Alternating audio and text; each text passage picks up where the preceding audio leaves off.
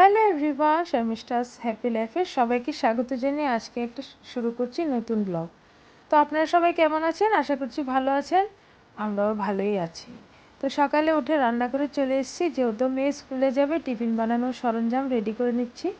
আজকে বলছিল আমার মেয়ে আলুর পরোটা নিয়ে যাবে, তো প্রথমত তো আমি আলুগুলো কেটে নেব। আর শাশুড়ি গেছিলো সকালে ফুল আনতে, আবার বাজার করেও নিয়ে আসে।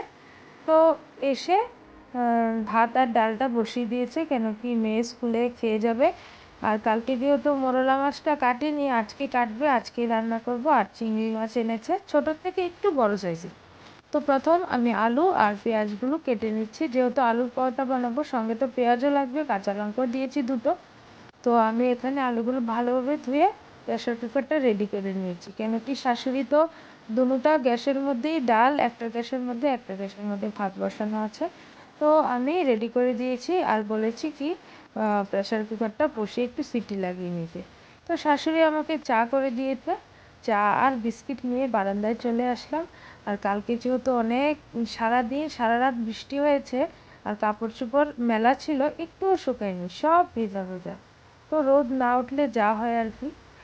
আর রাস্তাতে দাঁড়িয়ে দাঁড়িয়ে দেখছি একদম গাড়ি টাড়ি খুবই কম, আর চারিদিকে একদম জল জল হয়ে আছে। কালকের বৃষ্টিতে পুরো ত্রিপুরা আমাদের ফ্লাড হয়ে গেছে। আমাদের এখানেও মানে খুবই ফ্লাড, কি বলবো, আমাদের বাড়ির সামনে না, আর একটু দূরে জল ওঠে, ভীষণ জল ওঠে, একটু বৃষ্টি হলেই জল ওঠে। তো জলটা ভালোভাবে দেখার জন্য আর আপনাদেরকে দেখানোর জন্য চলে গেছি ছাদে। ছাদে উঠে আমিও দেখছি, এই যে দেখুন চারিদিকে জল আর জল।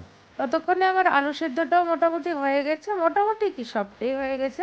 তো আমি আলুটাকে ভালোভাবে মেখে নিচ্ছি, একটু ঘি দিয়ে মাখবো, তেল ব্যবহার করছি না, ঘিটা দিলে আলুর পরোটার স্বাদটা বেড়ে যায়। আজকে ময়দা দিয়ে আলুর পরোটা করছি, আটাটা দেবো না, রোজই আটা দিয়েই করি, ময়দাটা একদমই খাওয়া হচ্ছে না, তো ভাবলাম ময়দা দিয়েই করি, আমরা একটু বেশি আটা খাই। তো ময়দাটা মেখে তারপরে আলুর ময়দার মধ্যে আলুর স্টাফিংটা ভরে বেলে নিচ্ছি। বেলে তারপরে এক এক করে করে নেব। মেয়ে নিয়ে যাবে দুটো, আর আমরাও খাবো আজকে সকালে আলুর পরোটা। অনেক দিন হয়েছে আলুর পরোটা খাই না, তো ভাবলাম বেশি করে একটু আলু সেদ্ধটা করি যাতে আমরাও খেতে পারি। তো আলুর পরোটা আমি ঘি দিয়ে ভেজে নিয়েছি, আর মেয়েকে রেডি করে চলে গেছি বাইরে। মেয়ে বাসে উঠিয়ে দিয়ে তারপরে চলে এসেছি জল দেখতে। এই যে দেখুন কি ফ্লাড হয়েছে, জল আর জল, চারিদিকে খালি জলই জল। আর এই যে রাবারের যে বোটগুলো আছে না, যেটার মধ্যে হাওয়া দিয়ে একটু ফোলানো হয়, এগুলো দিয়ে মানুষজনকে, যাদের বাড়িতে একদম জল উঠে গেছে, ওদেরকে নিয়ে এপার থেকে এপার নিয়ে আসছে। তারপরে চলে গেছি স্ট্যান্ডের এখানে, এখানেও দেখছি এসে কি জল, সবাই ওইখান থেকে আর এখানে কেউ আসতে পারছে না। এই যে দেখুন কি জলের স্পিড, উপর থেকে নিচু জায়গাটার মধ্যে খালি জল খুবভাবে নামছে, আর এই সাইডেও জল। আর এই যে দেখুন কি সুন্দর শনি মন্দির আর শিব ঠাকুরের মন্দির বানিয়েছে, এটা দেখেছি আমি আরও আগে, আপনাদেরকে দেখিয়ে নিলাম। আর এখানে জলের মধ্যে জাল নিয়ে মানুষ একদম পাগল হয়ে গেছে মাছ ধরার জন্য। এই যে দেখুন কি সুন্দর একটা মাছ পেয়েছে। সব কিছু দেখে চলে আসলাম বাড়িতে। এসে আমাদের আটা, তারপরে আরও ঘি ফুরিয়ে গেছিলো, আর চার দুধ। তো হাজব্যান্ডকে বলেছি নিয়ে আসতে, তো নিয়ে আসলো। আর এখানে একটা ফিনাইলের মতো নিয়ে এসছে গরম মোছার জন্য, এটার সঙ্গে আবার মগও ফ্রি দিয়েছে।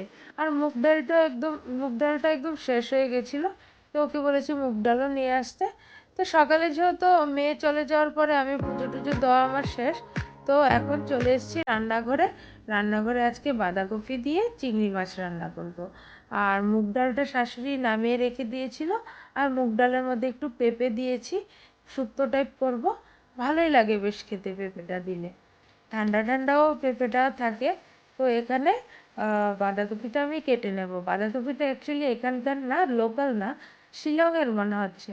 রান্না করেছি ঠিকই, কিন্তু শীতের দিনে যেরকম বাঁধাকপি পাওয়া যায় এরকম গন্ধই নেই। তো যাই হোক, ভালোই হয়েছিল খেতে। তো বাঁধাকপিটা কেটে তারপরে আমি বাঁধাকপিটা একটু ভাপে বসিয়ে দেবো, নাহলে গ্যাস হয়ে যাবে। এখানে আমি ডালটাও সেদ্ধ করে, আর সেদ্ধ হয়ে গেছে পেঁপেগুলো, এখন ডালটাও ফোড়ন দিয়ে দিয়েছি। আর পাতার মধ্যে মোরলা মাছটা শুকিয়ে একটু বড়া করেছি, যেহেতু আজকে কাজের মাছি আসেনি, মাসির বাড়িতেও নাকি জল উঠেছে, ফোন করেছিল। তাই ঘরটা একটু ঝাঁট দিয়ে নিচ্ছি রান্নার শেষে। কি করব, মুছতে তো পারবো না, অনেকগুলো রুম তো। তো এখানে ঘর ঝাড় দেওয়া হয়ে গেছে, শাশুড়িও এসে পড়েছে স্নান টান করে। থালগুলো ধুয়ে নিচ্ছি, এখন আমি আমার শাশুড়ি আমার হাজবেন্ডের জন্য বেড়ে তারপর আমরা বসে যাব খেতে।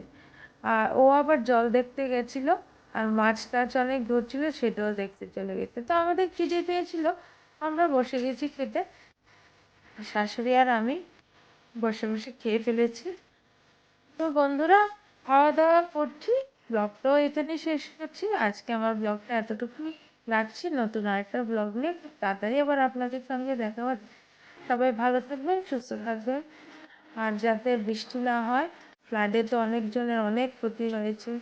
ভিডিওটা শেষ করার আগে একটা কথাই বলবো, ঠাকুর যাতে সবাইকে ভালো রাখে, সুস্থ রাখে, ফ্লাডটা যাতে একদম কমে যায়।